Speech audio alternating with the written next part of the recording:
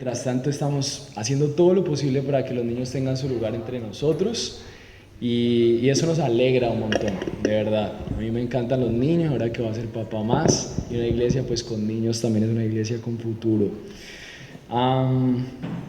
Durante este tiempo hemos estado estudiando Colosenses y vamos a seguir con eso. El último domingo estuvimos reflexionando alrededor de la resurrección, hicimos la pausa, pero Dios ha sido bueno para llevarnos a Colosenses y vamos a continuar.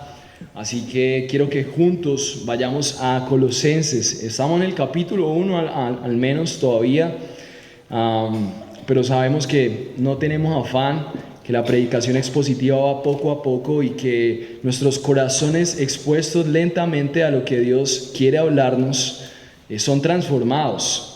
La predicación no es un tema intelectual, sino que es la exposición a la misma palabra de Dios que nos cambia, que nos transforma, y por eso vamos lentamente. Vamos a estar en Colosenses desde el versículo 21 al 23. Para mí ha sido bien importante el estudio de Colosenses porque me ha mostrado un poco más de mi llamado. Creo que el Señor nos está llamando como iglesia a ser una comunidad, sobre todo a mí, que pueda proclamar el Evangelio, pero como supremo, el Evangelio como lo más importante y como lo que está por encima de todas las cosas. Así que hoy vamos a hablar un poquito más acerca de eso. El sermón de hoy lo he denominado permaneciendo en el mejor lugar. Y para los que han estado aquí durante un tiempo, sabemos que aquí una y otra vez vamos a estar hablando del Evangelio, de la obra de Cristo, de cómo aplicarlo. Así que adivinen cuál es el mejor lugar. El Evangelio. Permaneciendo en el mejor lugar es permanecer en el Evangelio. Y vamos a ver el texto, y mientras vemos el texto, lo que quiero que se nos quede el día de hoy en este tiempo es que confiar solamente en la obra de Cristo y nada más para tu seguridad, porque solamente hay seguridad, trae transformación y crecimiento. Es lo que quiero que hoy veamos. Y es el énfasis que Pablo hace a la gente ahí en Colosas.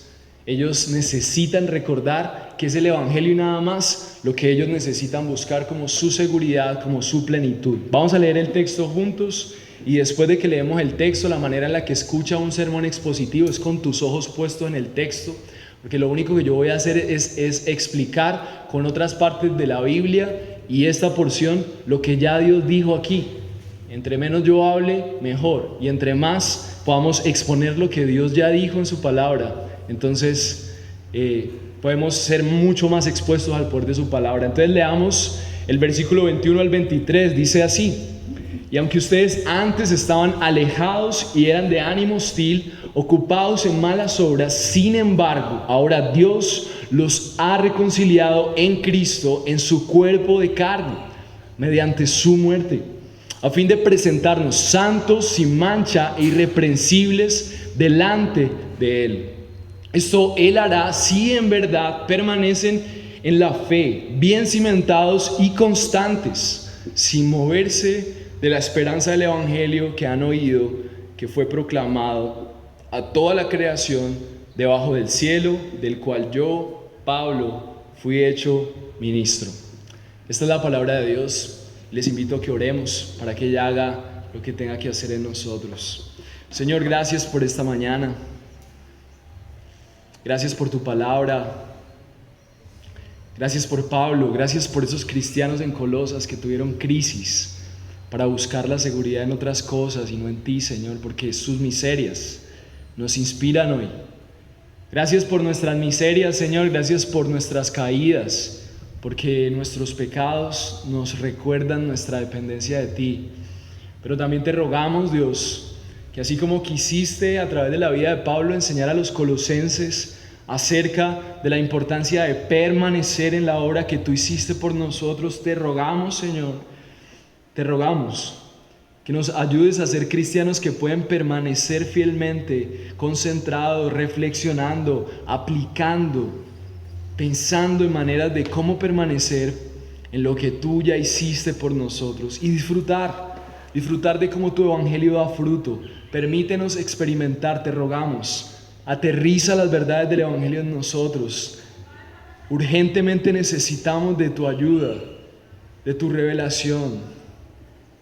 Sin ti no lo podemos hacer, Señor. Así que te ruego que este tiempo sea un tiempo que tú transformes nuestro corazón aún para escuchar tu palabra.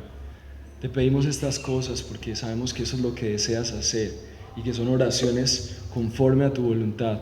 Y descansamos en que mientras estamos aquí, Señor, tú nos estás hablando, nos estás transformando, nos estás conformando a tu imagen, nos estás llenando de seguridad y de confianza en ti. Gracias por este tiempo, Dios, y te entrego mi vida para que la uses como un siervo inútil, Señor, que tú haces útil. Gracias por este tiempo. Amén. Bueno, durante la reflexión a esto me impresiona ver que lo que quiere el autor es básicamente decirle a los colosenses que su vida depende de cuánto ellos meditan en la obra que Jesús ha hecho por ellos. Eso es lo que Pablo quiere que ellos se den cuenta. Y mi propósito no puede ser otro más que ustedes también se den cuenta que todo lo que ustedes buscan en transformación y seguridad solamente lo van a encontrar cuando ustedes meditan en la obra de Cristo y lo que Él ha hecho por ustedes. Es difícil, nos encontramos con el desafío de ver cómo un conocimiento transforma todo. Nunca, en ninguna parte de lo que sea nuestro transcurrir desde que nacemos hasta que morimos, nos encontramos que un conocimiento pueda transformar todo lo que eres.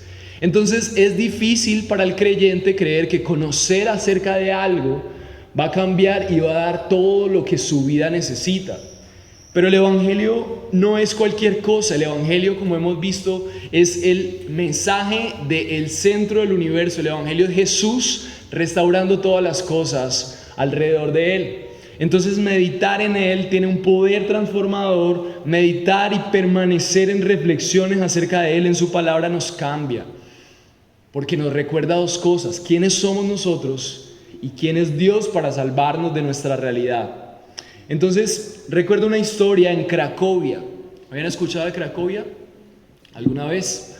Un país nórdico en plena Guerra Fría, en la Segunda Guerra Mundial. Las tropas alemanas estaban ocupando y forzando en este momento a polacos a vivir recluidos en un pueblo. Estaba todo este ejército alemán sometiendo a cada una de las poblaciones a las que se encontraba, y en Polonia en especial había arrinconado a los judíos en un pueblito para vivir ahí como esclavos. Pero dentro de ese contexto había un empresario que se llamaba Oskar Schindler. Y él era de etnia alemana. Algunos de pronto ya conocen esta historia porque la vieron. Es una película de las mejores. Vale la pena que ustedes dediquen tiempo a ver esto. Pero recordando esta historia, recordamos que este empresario era alguien poderoso y llega a la ciudad precisamente donde está pasando esto con la intención de hacer una fortuna, porque es un empresario y tiene buenas relaciones con el partido nazi.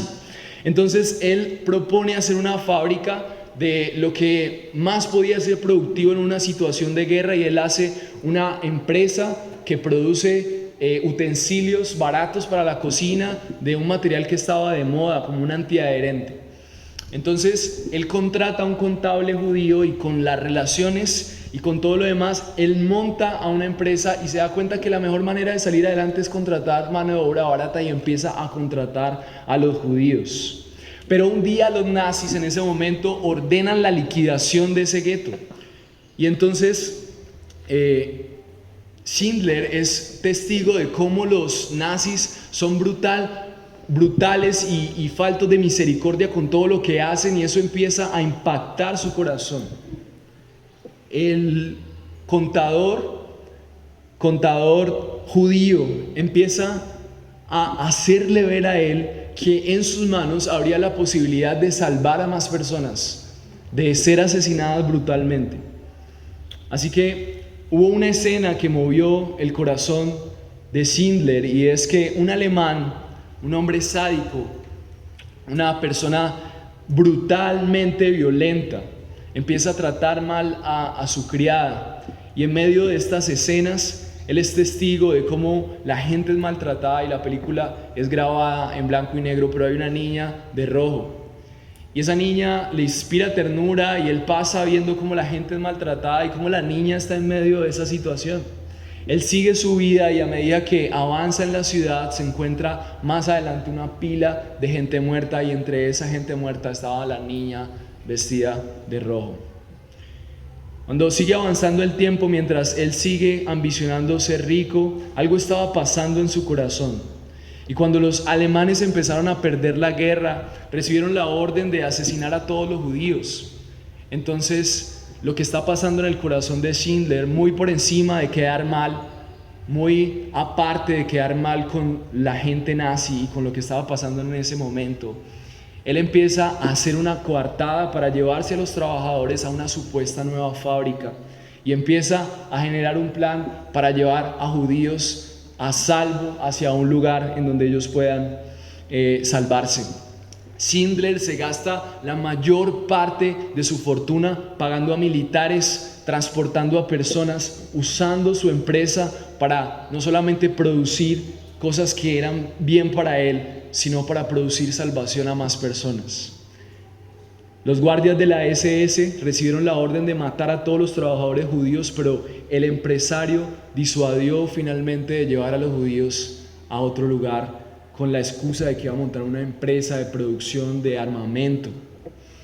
Cuando la historia se desenvuelve, la escena más conmovedora, la escena final, los judíos entregan un documento en donde explican en un papel con nombres la cantidad de personas que había salvado. Es una historia real, había salvado a cientos y cientos de personas. Y le entregaron un anillo de oro que tenía una inscripción que decía: quien salva una vida, salva al mundo entero.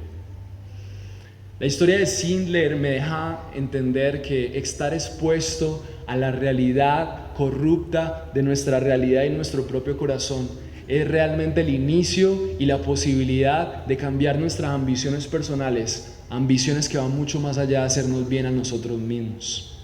Y lo que quiere el autor de Colosenses, en este caso Pablo, con la gente que sigue a Jesús en la ciudad de Colosa, es que ellos puedan exponerse a la necesidad de conocer las grandezas del Evangelio, la necesidad que ellos tienen de encontrarse en el Evangelio, que ellos puedan entender la grandeza de su pecado, pero lo hermoso que es permanecer en el Evangelio como la única esperanza y la única seguridad. Así que espero que estar expuestos a la realidad que transforma nuestros afectos el día de hoy también nos exponga la realidad de que necesitamos urgentemente confiar en el Evangelio y nada más. Confiar en la obra de Cristo por ti y nada más. La palabra que vamos a estar usando más común en este tiempo es la reconciliación. Y es como Dios hace un pacto con la humanidad de reconciliarnos con Él mismo a través de la obra de Cristo. Y eso nos recuerda la realidad de los colosenses. Los colosenses habían confiado en Jesús nuevamente. Vamos a estar en este mismo contexto porque es nuestra realidad también.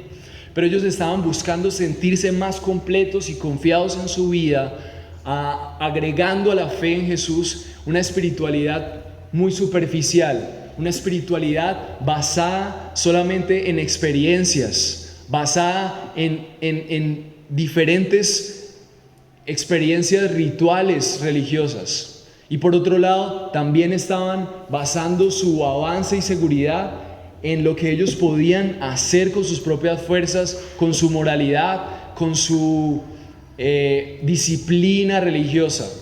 Estaban viniendo a ser mucho más religiosos y mucho más rituales. Entonces lo que el Señor quiere es que nosotros permanezcamos en la obra de Cristo, no en la religiosidad, pero tampoco en una vana confianza. Y esto lo vamos a ver a través de 3 puntos. Vamos a valorar la dimensión de la reconciliación. Vamos a ver por qué es importante que nosotros valoremos lo que Jesús ha hecho por nosotros. También vamos a ver el propósito del cual nosotros hemos sido reconciliados con Dios, sí lo hemos sido, y vamos a entender por qué permaneciendo como un pueblo reconciliado es el estilo de vida que todos queremos tener en el fondo. Pero la pregunta que quiero que nosotros nos hagamos hoy es cómo permanecemos en las verdades del Evangelio.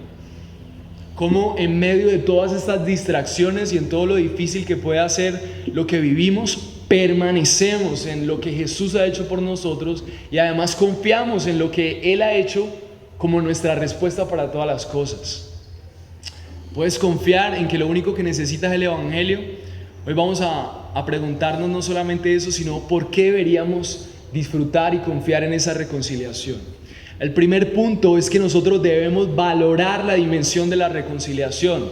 Y eso lo vamos a ver en el versículo 21. Vayamos al texto, el versículo 21 al versículo 22 por la mitad. El 22 dice: y aunque ustedes antes estaban alejados y eran de ánimo hostil, ocupados en malas obras, sin embargo, ahora Dios los ha reconciliado en Cristo, en su cuerpo de carne, mediante su muerte. Entonces, lo que nos dice este texto es cómo nosotros debemos entender lo urgida que está la humanidad de reconciliarse con Dios. ¿Por qué es urgente? ¿Por qué es importante para ti?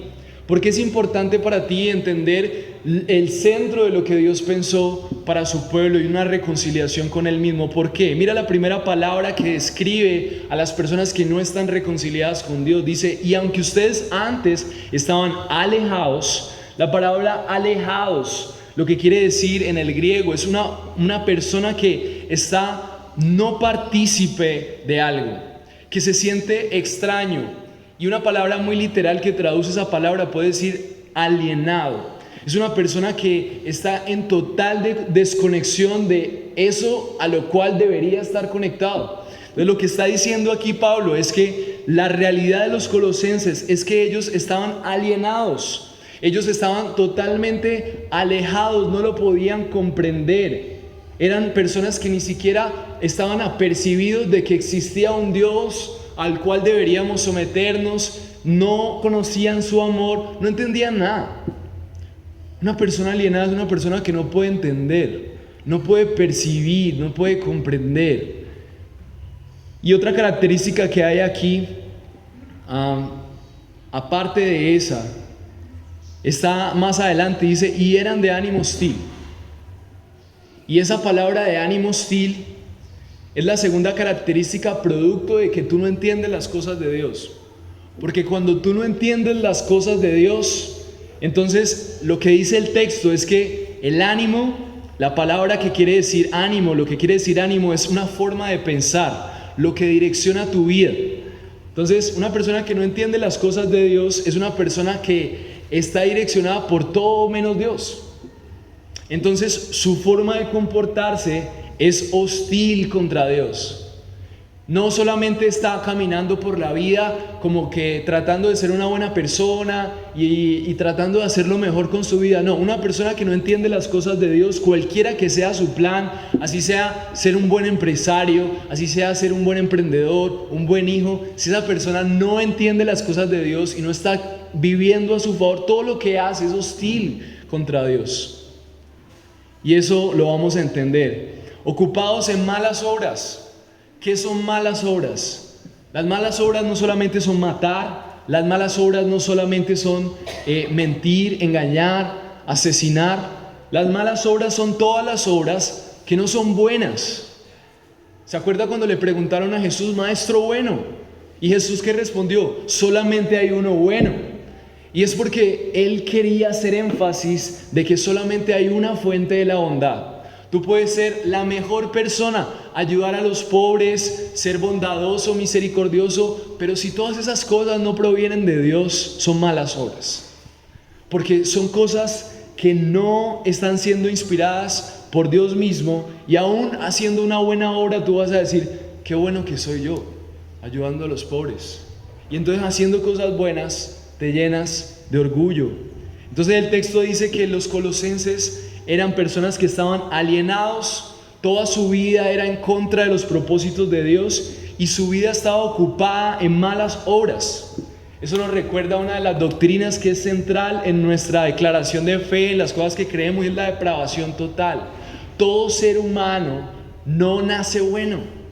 Hay mucha gente que cree por religión tradicional que las personas nacen buenas y la sociedad las corrompe. Eso dice el humanismo.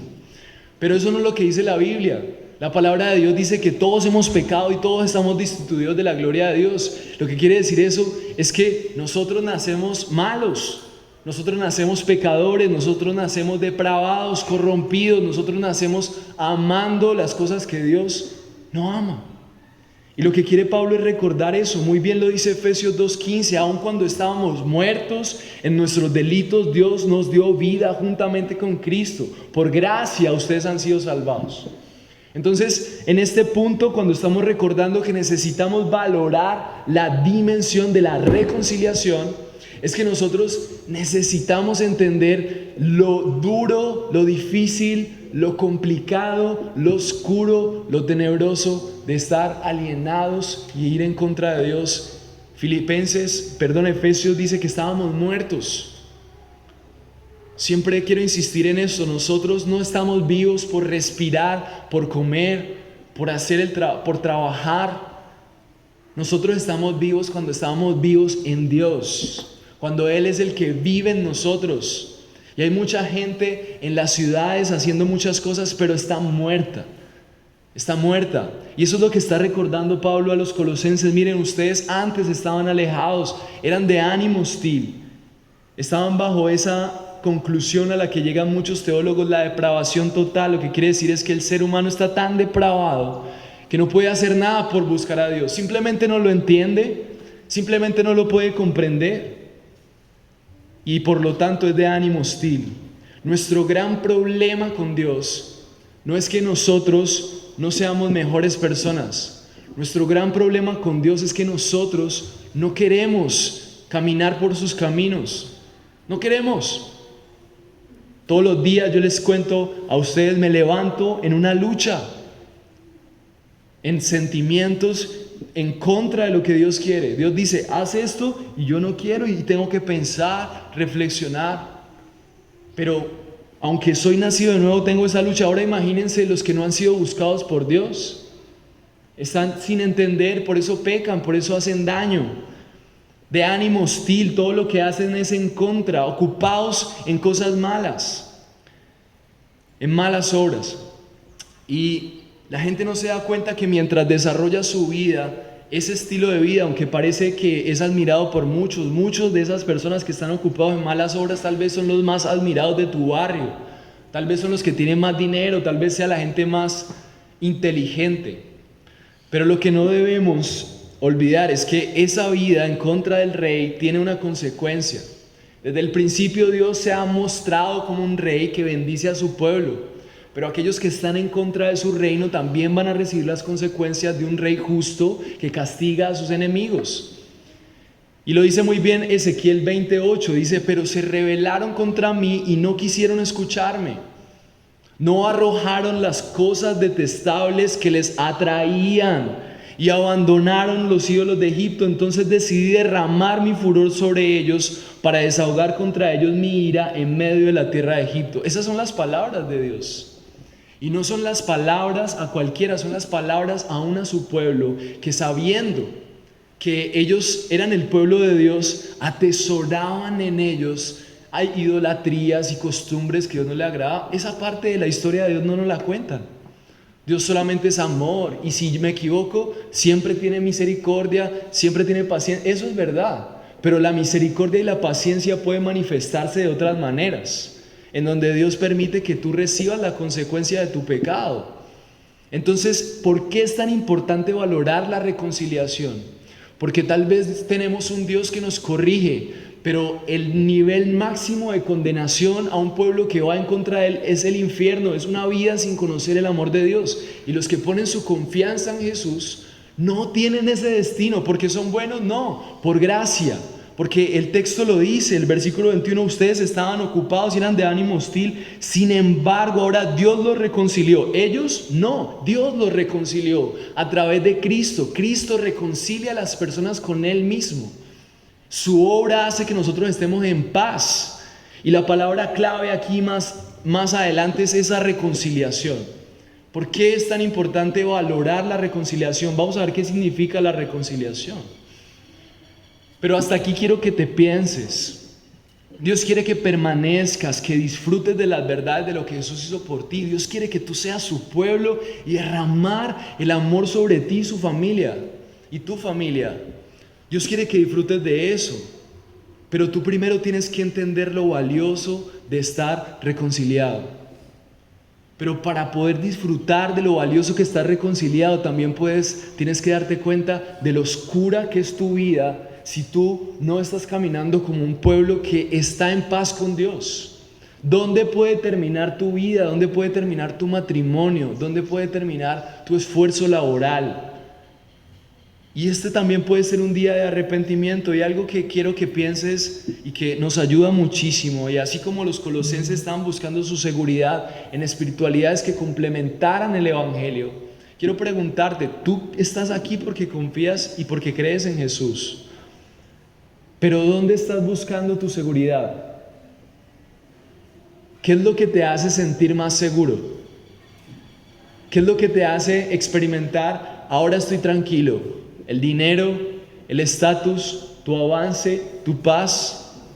El problema de los colosenses es que estaban buscando su seguridad en las obras que ellos hacían, en las experiencias espirituales que vivían, y dejaron de ver que su seguridad estaba únicamente en lo que Jesús había hecho por ellos y cómo Él seguía obrando en sus vidas. ¿Dónde buscas tu seguridad? Dinero, paz, soledad, amor de alguien, espiritualidad como tradición, hacer buenas obras, el control. El problema de una persona que cree en Dios, pero que sigue buscando su seguridad en otras cosas, es que el evangelio que le llena de paz, el evangelio que le llena de seguridad, de amor, no es el que actúa en su vida. Entonces, esa vida que supuestamente cree en Dios, como no está enfocado en buscar su seguridad en la obra de Cristo, su vida, aunque es creyente, está llena de peleas, de envidias, de lascivia, deseos desorganizados, división, desorden, desconfianza, no disfruta. Dios quiere que disfrutes. Dios quiere que en este día tú puedas pensar dónde estás buscando tu seguridad y que hoy te puedas arrepentir. Y que busques seguridad solamente en el evangelio. Tú estás demostrando que valoras ser el pueblo con el que Dios extiende su reino. ¿Qué podemos hacer entonces? ¿Qué podemos hacer para poner nuestra confianza y seguridad, experimentar esa seguridad de ser el pueblo de Dios y no buscar en otros lados? El versículo 22 dice así: sin embargo, miren, sin embargo, Pablo va a empezar a explicar que ellos no hicieron nada. Sin embargo, ahora Dios los ha reconciliado en Cristo, en su cuerpo de carne, mediante su muerte. La palabra clave aquí es sin embargo. O sea, estamos perdidos, estamos totalmente depravados, no hay nada que podamos hacer para buscar a Dios, estamos alienados, caminamos por la vida entendiendo todo, menos el propósito de Dios para nosotros. Esa es nuestra realidad. Pero sin embargo, la palabra sin embargo es como si Dios dijera: a pesar de que conozco esto, a pesar de que mi pueblo se rebela contra mis leyes, a pesar de que mi pueblo con justa causa merece mi ira porque me ha desobedecido, sin embargo, dice, ahora Dios los ha reconciliado. Dios había elegido a los colosenses no por ser buenos, sino a pesar de ellos. No por lo que ellos eran, sino a pesar de lo que ellos eran. Una de las cosas más peligrosas entre los creyentes es que se empiezan a creer buenos, nos empezamos a creer buenos. Creemos que Dios nos ama porque hayamos hecho algo bueno. Delante de Dios nuestras mejores obras son trapos de inmundicia, dice la palabra de Dios. Y por eso aquí el texto dice: sin embargo, a pesar de eso, Dios los ha reconciliado. La palabra reconciliado quiere decir que Él ha hecho paz. Y esa palabra es clave porque cuando hay reconciliación es porque había un problema. Y el problema entre nosotros y Dios es que Dios no, escúcheme bien, Dios no va a amar a un pueblo que va en contra de su ley. No lo va a hacer, porque eso sería ir en contra de su propio carácter. Dios quiere un pueblo santo, Dios quiere un pueblo que le refleja. Dios no te salva para que tú seas una persona más plena en este plano. Dios te salva para que tú disfrutes de lo que Él da, pero Dios te salva para que tú seas lo que la gente necesita ver. Tú seas el pueblo que Él necesita mostrar. Tu familia es el ejemplo de una familia que teme a Dios, no perfectos, pero son gente que ama a Dios, que inspira a otros. Entonces no tendría sentido si Dios salva a alguien para que siga viviendo su vida como quiere. Entonces, ¿cuál es la solución? Y la palabra es clave: los ha reconciliado. ¿Cómo entonces puede haber reconciliación en una escena donde tenemos en un lugar a un Dios santo que exige a un pueblo santo, pero por otro lado tenemos un pueblo depravado como tú y como yo? ¿Cómo puede suceder eso? Y la palabra de Dios dice cómo sucedió. Dice el versículo 22: sin embargo, ahora Dios, ¿qué? Los ha reconciliado. ¿Cómo? En Cristo, en su cuerpo de carne, mediante su muerte. ¿Cómo sucede esto? En la teología se llama la doctrina de la expiación. Y es que Dios elimina los pecados de su pueblo a través de un hombre que los representa. El obstáculo principal entre nosotros y Dios no es nuestro pecado. El obstáculo principal entre nosotros y Dios es que nosotros somos pecadores y Dios aborrece al pecado y a los pecadores. Dios es un Dios justo y Él necesita reconciliarse con su pueblo para poder amarnos. Dios no es un Dios alcahueta que dice: bueno, no importa si pecas, ven, yo te voy a transformar después. Y cada uno decide su ritmo. Yo voy en mi proceso, mientras tanto las personas dicen: ahí va el cristiano. Mira, Dios no quiere eso para su pueblo. Entonces, ¿qué hace Él? En Cristo, en su cuerpo de carne. ¿Por qué Él nos reconcilia en Cristo y en su cuerpo de carne? Dios se hizo hombre. ¿Por qué Dios se hizo hombre?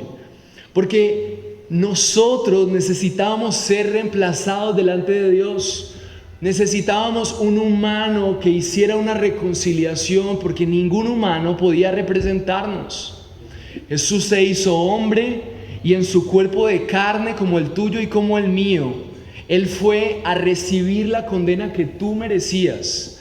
Y por eso nosotros somos aceptados delante de Dios, porque los pecadores que merecían la ira de Dios ya no reciben la ira de Dios, porque la recibió Jesús. Lo peor de la cruz no fue que su cuerpo fuera traspasado. Lo peor de la cruz es que a pesar de toda esa humillación, a pesar de que Él ya había recibido todos sus maltratos, en ese momento Dios derrama la ira sobre Él para no derramarla sobre ti. Y por eso valoramos la reconciliación, porque Dios trajo paz cuando había guerra. Tal vez tú no estabas consciente de la guerra, pero Jesús nos recuerda que Dios está airado con el pecador. Nadie quiere tener problemas con un Dios tan poderoso y airado.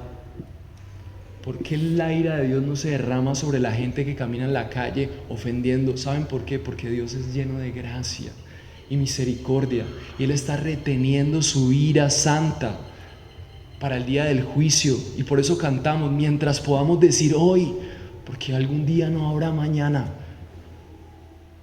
Y el Señor vendrá y derramará y hará juicio. ¿Quiénes se salvan? Los buenos no. Los que tuvieron fe en que fueron reconciliados por Cristo. Yo no soy mejor que ustedes, pero he confiado en que como soy un pecador que inició su vida en depravidad, necesita confiar en la justicia que solamente hay en Cristo. Y por eso valoramos la expiación. La expiación es que los pecados fueron pasados a Jesús y Jesús fue condenado como si fuera uno de nosotros. Fue puesto sobre Él todos los pecados. Efesios 2:15 dice: aboliendo en su carne. Miren, es tan clara la palabra de Dios. No es mi conclusión, la palabra de Dios dice, Efesios 2:15, aboliendo en su carne la enemistad.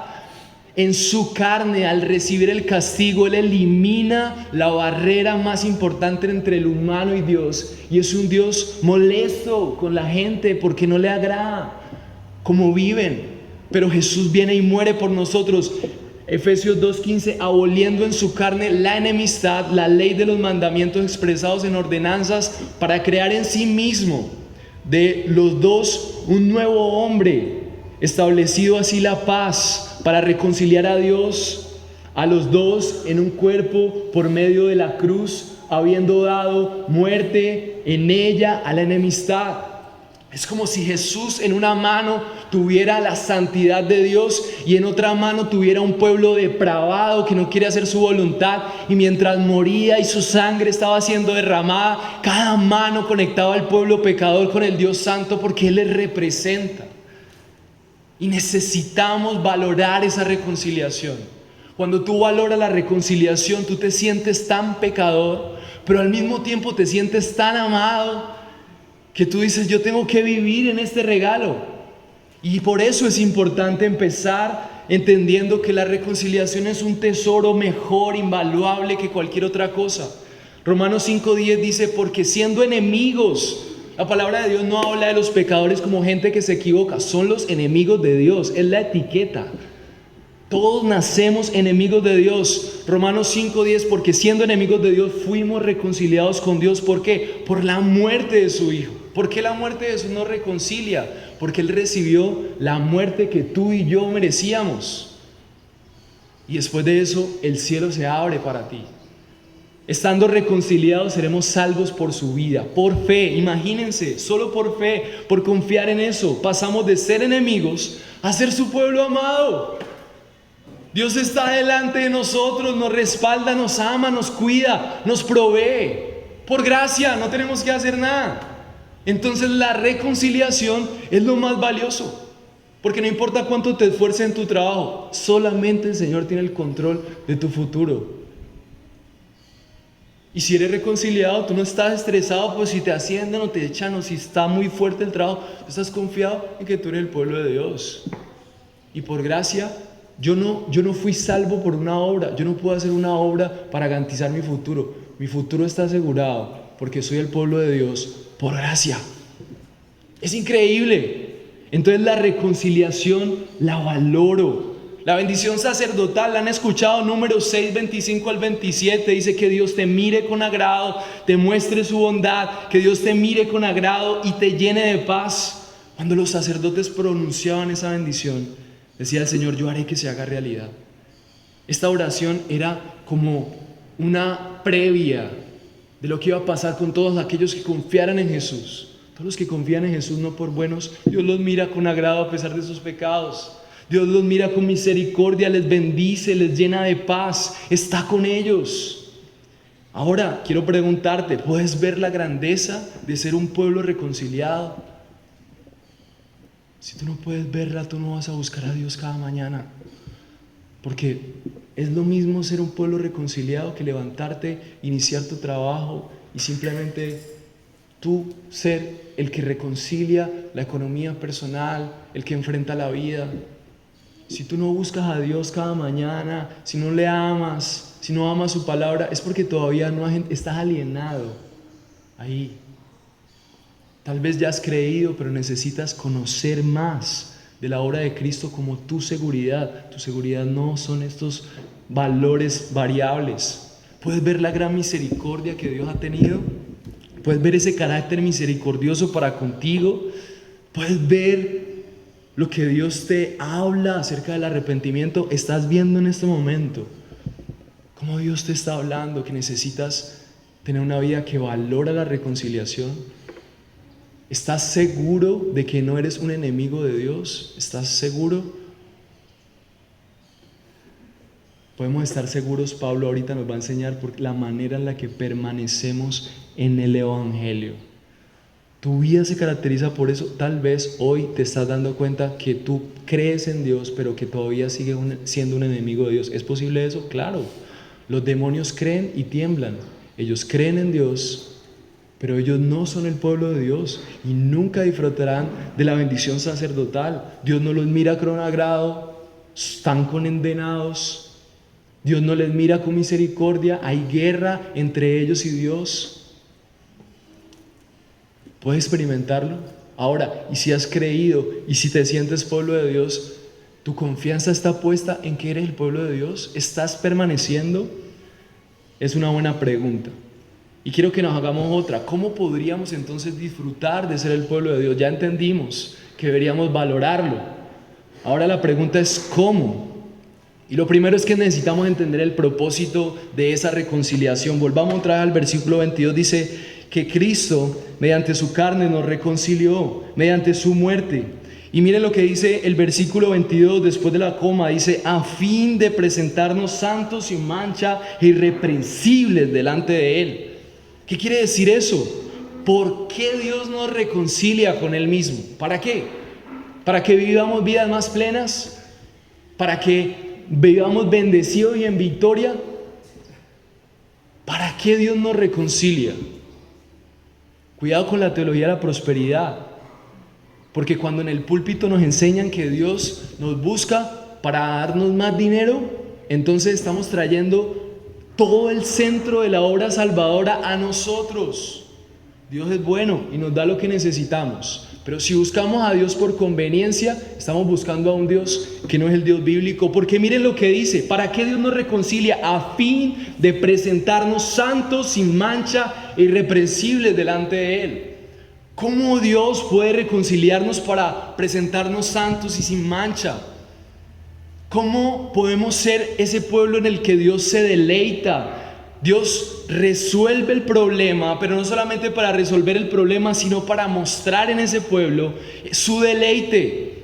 Sin mancha quiere decir lavado, santo quiere decir un pueblo apartado para los propósitos de Dios, irreprensible quiere decir que tu vida no tiene nada grave de lo que te puedan acusar.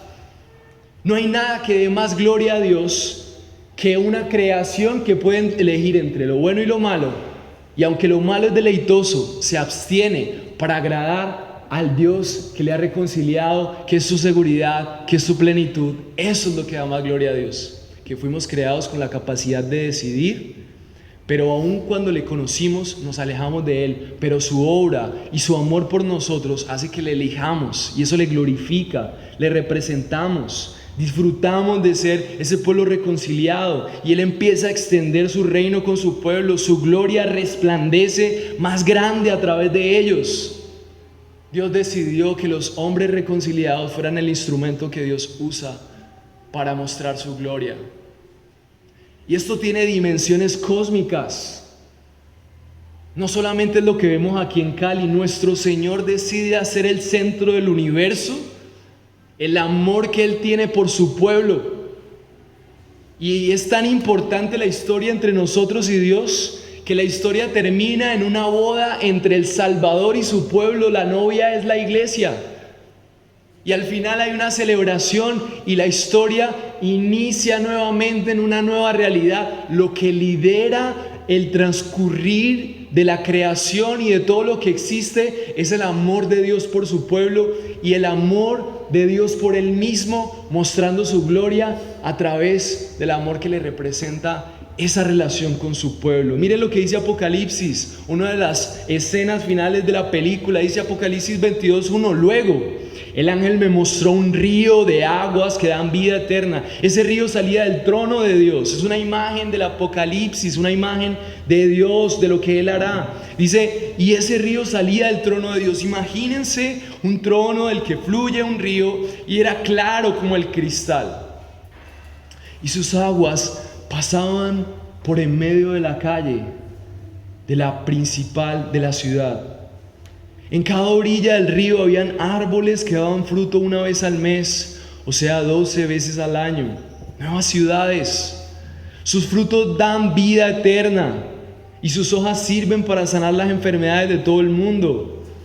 Comentaristas dicen que son árboles como los árboles de la vida que habían en el Edén. Versículo 3: en la ciudad no habrá nada ni nadie que desagrade a Dios. Allí estará el trono de Dios y el Cordero, y los servidores de Dios lo adorarán. Todos podrán ver a Dios cara a cara, y el nombre de Dios estará escrito en sus frentes. Allí nunca será de noche, y nunca nadie necesitará la luz de la lámpara ni la luz del sol, porque Dios el Señor será su luz, y ellos reinarán para siempre. La imagen del Apocalipsis es la imagen de gente depravada, pero que fue reconciliada y que va a reinar junto con Cristo. Aquí no hay poderosos, aquí no hay influencers, no hay reggaetoneros, no existen estos emprendedores poderosos y ricos. Ahí desaparecen de la escena. ¿Y quiénes quedan? La iglesia.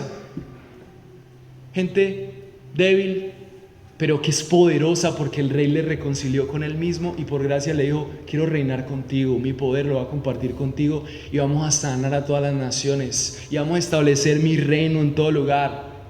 Tenemos que tener nuestra mirada ahí.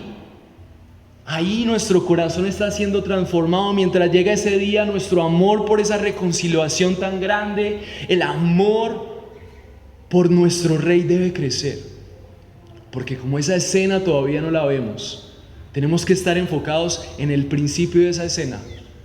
Ese reino todavía no se establece, pero ya llegó. ¿Qué Jesús dijo cuando vino? El reino de los cielos se ha acercado.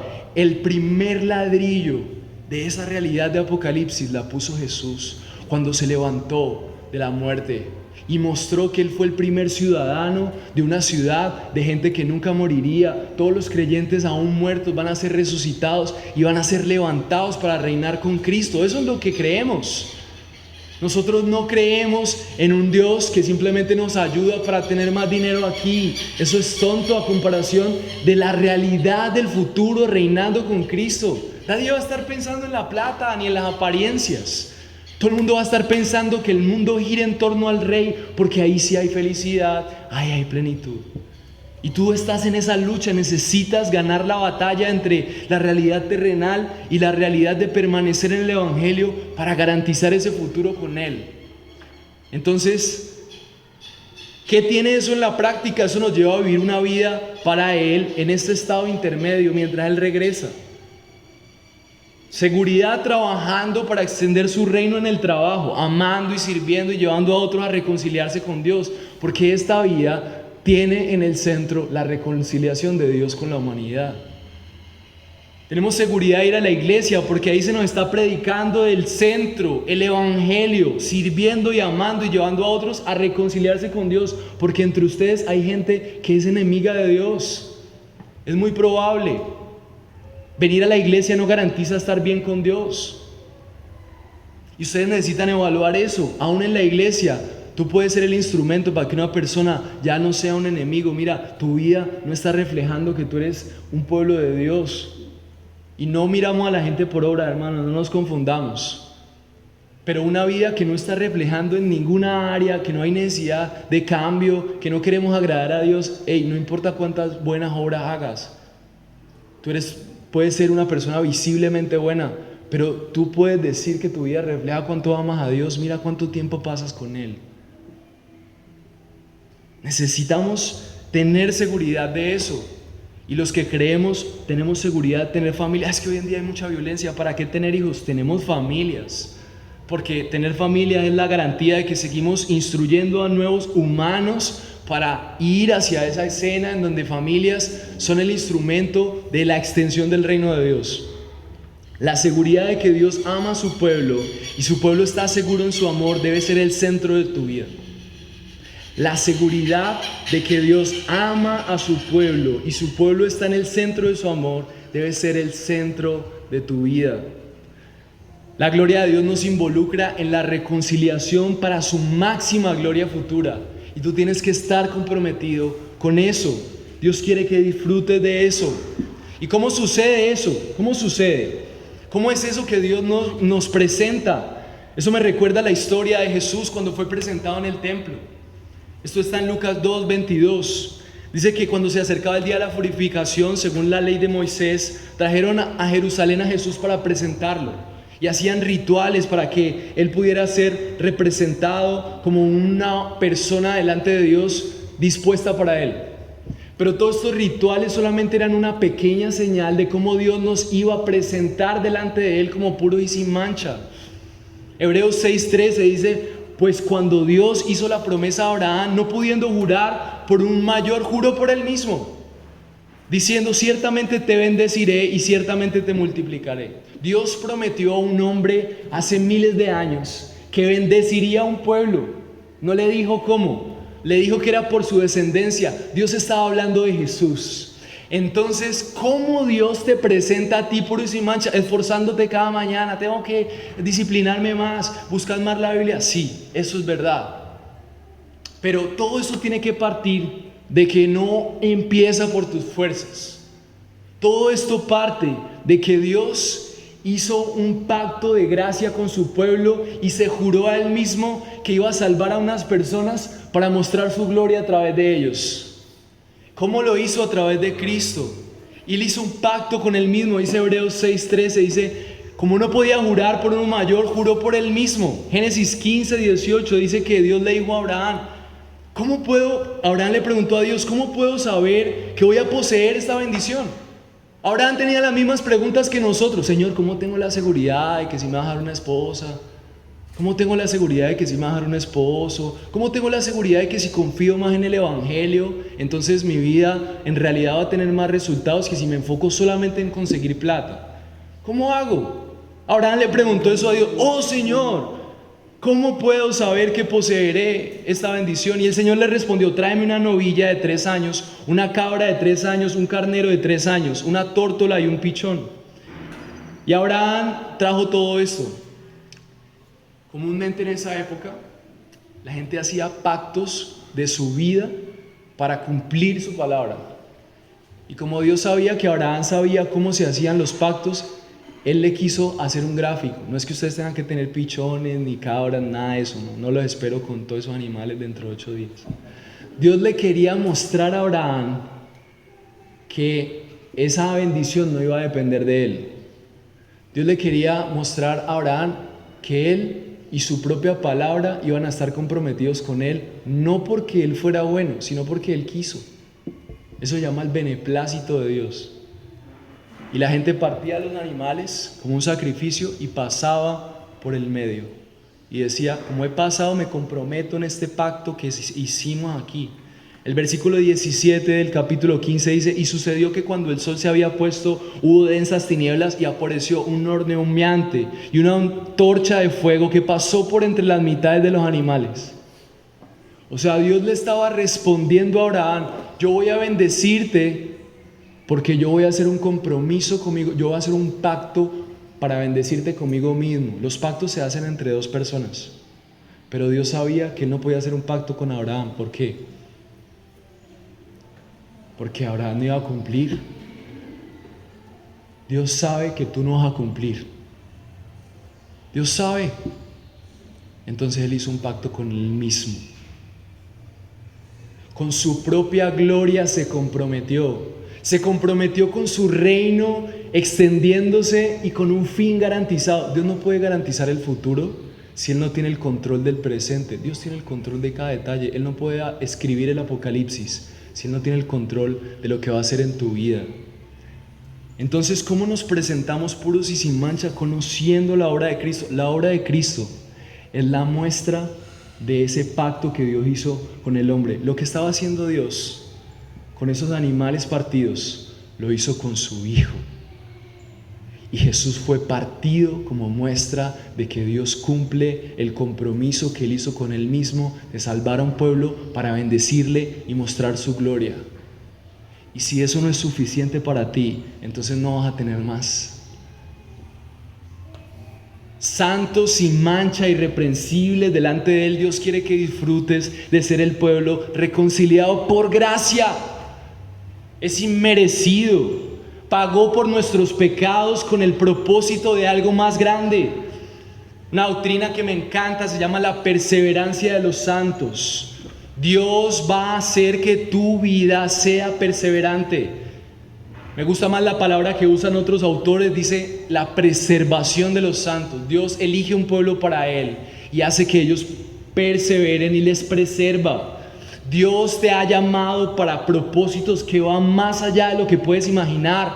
Por eso vale la pena dedicar tu vida a Él, porque hay mucho más grande, hay un lugar más seguro que lo que estás buscando ahora. Dios decidió reconciliar el universo y restaurarlo en Cristo, y usará a su pueblo para seguir estableciendo su reino. Y tú necesitas creer en eso. ¿Te sientes amado? ¿Te sientes reconciliado? ¿Cómo hacemos entonces para vivir esto en la práctica? ¿Cómo hacemos para que este amor por la reconciliación crezca? Y es por eso que el último y tercer punto dice permaneciendo como un pueblo reconciliado. El versículo 23 dice el equilibrio, porque a veces no lo experimentamos. ¿Qué hacemos en la práctica? Sabemos que Dios nos ha salvado por gracia, pero mira lo que dice el versículo 23. Primero Pablo le dice al pueblo en Colosas, le dice, ustedes han sido salvados por gracia. Pero miren lo que dice el versículo 23, esto Él hará si en verdad permanecen en la fe, bien cimentados y constantes, sin moverse de la esperanza del evangelio que han oído. que fue proclamado a toda creación debajo del cielo, del cual yo, Pablo, fui hecho ministro. La doctrina de la perseverancia de los santos tiene ese equilibrio. Permaneciendo en el mejor lugar tiene un equilibrio. Valorar la redención tiene un equilibrio. Una conciencia clara de que Dios me ha salvado por gracia, pero por otro lado, entender que se me ha dado un regalo que tiene dos caras.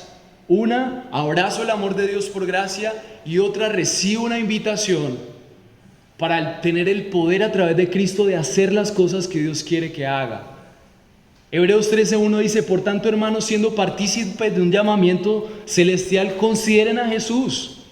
Jesús es el perfecto ejemplo. Jesús estaba seguro, estaba completamente seguro, pero en su humanidad tuvo que aprender la obediencia. En su humanidad tuvo que aguantar hambre.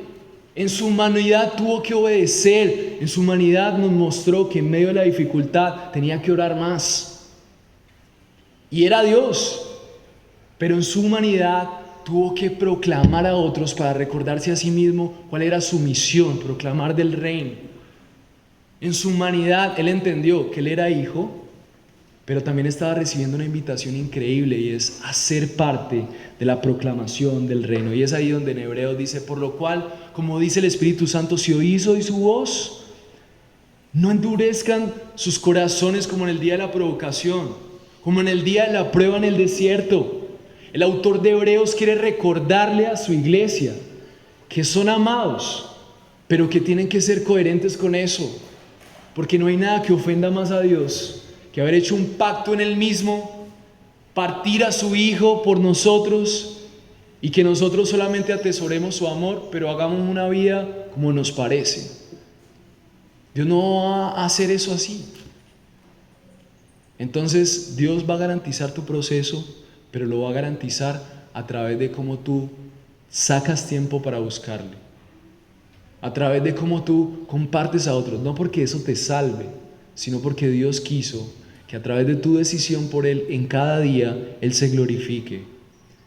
Y entonces va a seguir perseverando y va a seguir preservándote. Hernán Babin dice que el entendimiento reformado dice que hay una tensión entre el pecado y la gracia. Podemos caer en que Dios me ama y entonces yo sigo así, o también podemos caer en: si no hago esto entonces Dios no me ama. El evangelio es el centro. Somos profundamente pecadores, pero profundamente amados. Entendemos que Dios no puede transgredir su pacto. Si soy salvo, Él va a garantizar mi futuro. Él se ha comprometido con su pueblo. Él va a continuar en la lucha por esa seguridad hasta que nosotros entendamos que todo lo que necesitamos es perseverar en conocer el evangelio. Cuando el autor de Hebreos le dice a la iglesia que ha sido salva que no caigan en la provocación, está haciéndole claridad a ellos que entre el pueblo de Dios hay gente que dice ser el pueblo pero no lo es, y entonces le está haciendo un llamado a la iglesia: no sean como ellos. En el pueblo que iba hacia la tierra prometida, muchos se quedaron. Cuídate tú de no endurecer tu corazón, porque hoy Dios te está hablando y te está diciendo: yo quiero amarte, quiero bendecirte, pero tu estilo de vida en permanencia en Él va a mostrar que realmente tú eres su pueblo. No solamente por creer y tu vida sigue igual, es que si tú crees, Dios hizo un pacto contigo, y Él no va a hacer un pacto para dejar a alguien así. Él hace un pacto para: este es mi pueblo, esta es mi familia, esta es la gente que compré por mi sangre, y ellos van a mostrar mi reino mientras yo regrese, y van a invitar a más gente por su vida a amar como tú amas, a perdonar como tú tienes que perdonar, a tener familias como Dios desea que tengas familias. Si tú no estás viviendo en esto y van pasando los años, mi hermano, hoy, mi hermanita, mi hermano, con todo el cariño, hoy es el día de reconciliación, porque necesitas reconciliarte con Dios. Estás en problemas y no vives una vida así. La palabra clave aquí es: se apartaron del Dios vivo. No te apartes del llamado que Dios te está haciendo. Un corazón que realmente no cree en Dios no va a tener a Jesús como su Señor y Salvador, y no va a poder permanecer en eso. Cuando vengan las pruebas, tú vas a creer en todo menos Dios. Los vientos te van a arrastrar. No sientes seguridad del amor de Dios porque no le conoces. Pero el pueblo que disfruta de la seguridad que tienen las promesas puestas en la obra de Cristo. Es un pueblo que permanece en el Evangelio porque entiende que no hay otro lugar más seguro. El pacto de gracia es firme y se confirma mediante un juramento que Dios hizo. Es inquebrantable como un matrimonio. Es como un testamento que se escribe en beneficio de nosotros. Dios llama a sus elegidos. Él escribe su ley en lo más profundo de su corazón. Pone temor en sus corazones. No les deja ser tentados más allá de lo que pueden soportar. Los confirma, los completa su obra. Los guarda para el regreso de Cristo, para que reciban sus herencias celestiales. Quienes son llamados también serán glorificados. Quienes son adoptados como hijos son herederos de la vida eterna. Quienes creen tener vida eterna la tienen aquí y ahora. Hoy es el día. Esa vida propia se convierte en una vida eterna aquí. No pueden morir porque el pacto de Dios con ese pueblo es más fuerte y trasciende la muerte. La fe es un fundamento firme, es la esperanza en un ancla que nos dice: Dios cumplirá su palabra, Él no nos decepcionará. Su pueblo puede estar seguro que tomar decisiones a favor de la vida de Cristo y entregar su vida al conocimiento de la obra de Cristo no tendrá decepción. Así que, como conclusión, puedes confiar en que conocer del Evangelio es lo que te transforma. Y quiero que hagamos dos aplicaciones prácticas. ¿Dónde está el Evangelio? En su palabra. Si Pablo dice que permanezcamos en el Evangelio, necesitamos pasar más tiempo en su palabra. Si tú no pasas más tiempo en la palabra de Dios, tú no vas a experimentar la seguridad de ser un pueblo amado. Pasa tiempo en la palabra de Dios. Y segundo, obedécela. No por obras, sino porque eso te ayuda a confirmar el amor que Dios ha tenido por su pueblo. Primera de Corintios 15, 58 dice: por tanto, hermanos, estén firmes, constantes, ahondando siempre en la obra del Señor, sabiendo que vuestro trabajo en el Señor no es en vano. Cada esfuerzo, cada intención, cada paso que das para conocer más de Cristo tendrá fruto, no por tus obras, sino por la gracia que Dios ha derramado en el pueblo que Él ha llamado para mostrar su gloria. Estar expuestos a la realidad de la reconciliación nos hace como Schindler. Yo no puedo vivir para mí mismo. Yo tengo que vivir para los valores del reino. Cuando vemos la depravidad y la gente perdida en la calle, y realmente conocemos lo valioso que es ser el pueblo de Dios, no nos tienen que decir que evangelicemos, que abramos grupos, que vengamos a la iglesia. No, es mi privilegio. El Señor nos permita. Si Schindler recibió un anillo que decía que si salva una vida, salva al mundo, ¿cómo será recibir el galardón del Rey de Reyes que nos dice: buen siervo y fiel? Una corona de parte de Él, reinar con Él. Qué bueno poner nuestra mirada en más cosas eternas y el nuevo reino que se está estableciendo en lugar de nuestros propios reinos. Oremos. Gracias, Dios.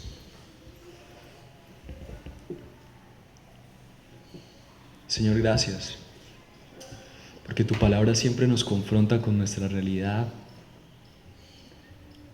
Señor, yo quiero decirte que estar expuesto a si permanezco o no me ha ayudado a entender que mi problema no es no tener o estar escaso o dudar, sino en mi falta de permanecer. Y ahí donde